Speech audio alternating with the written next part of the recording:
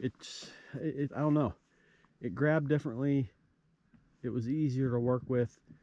This one you have to kind of, well, you don't kind of, you push into the material, and then the ends here come down back behind this blade. You can see where it's been hitting, actually, right there. So it pinches right here. So if you have material all the way out here to the teeth, it may or may not catch it. So it's just technique. I'll have to get used to it.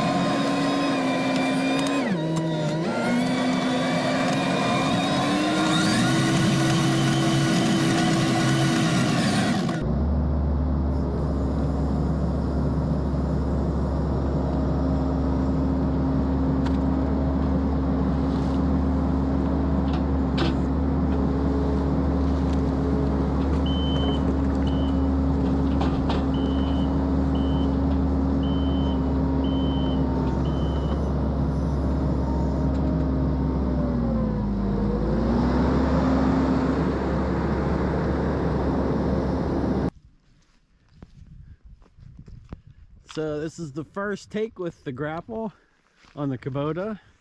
This is a pile of old trees that old trees that fell down in the woods. And a little special surprise was this massive clump of fence wire, barbed wire, and just braided wire, and just so much wire. Hard to tell. Very hard to see it on camera. Good night. Just a big old pile. Look at that. There's probably some fence posts mixed in with that.